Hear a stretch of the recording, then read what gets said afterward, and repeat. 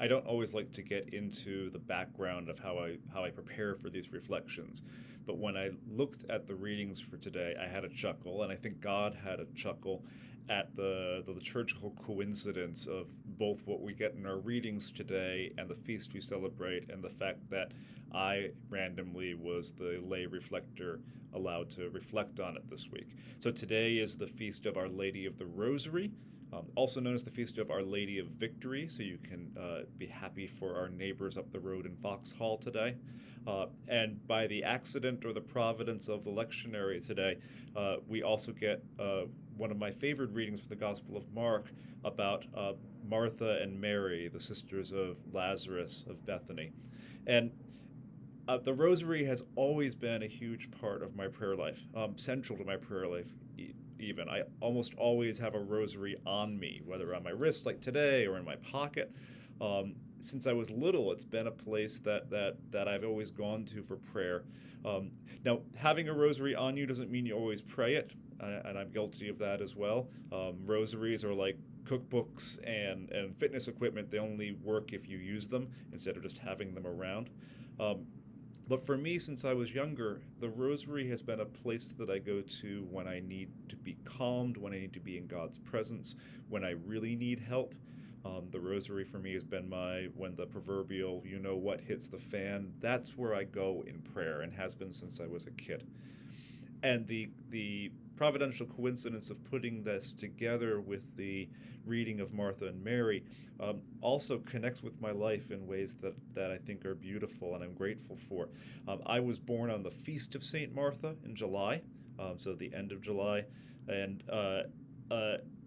the line from today's gospel, Martha, Martha, you are anxious and worried about many things, has always been very appropriate for what I most often need to hear from Jesus. The need to, like Mary, choose the better part, choose presence with Christ rather than busyness, choose peace rather than anxiety, and fear and worrying about the next five things and the frenzy of doing. Now, you might be similar. You might be like me, like many of us living in Washington. We've always been kind of doers and planners, and Mary of Bethany, along with Mary, our mother, are pointing us towards a different way.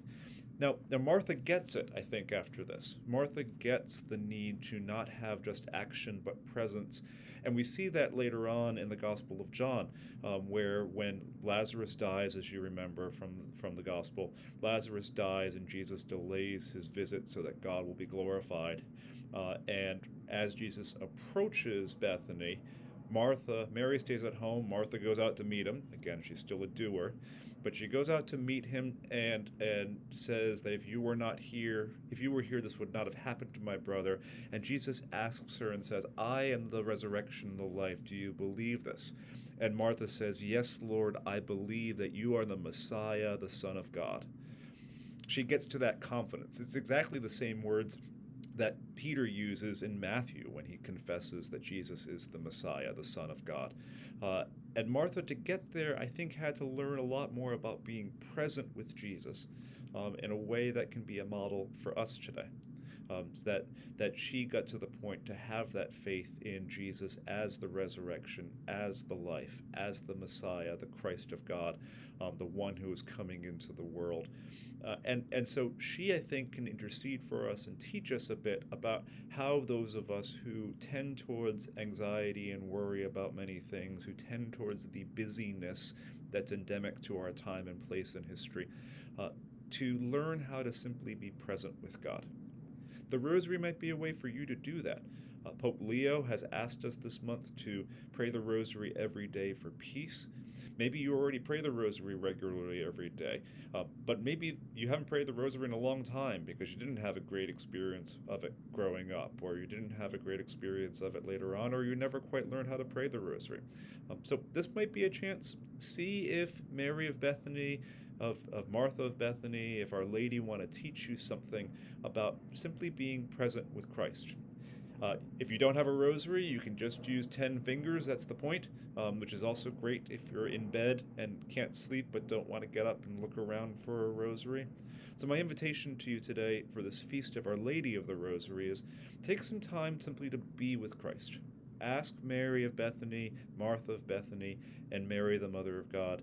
Ask them to help you be present with Christ, and perhaps the rosary can be a way of doing that, so that then, refreshed by that presence, by that being with Christ, then you can go out and do the work that we are all called to do in the world as well.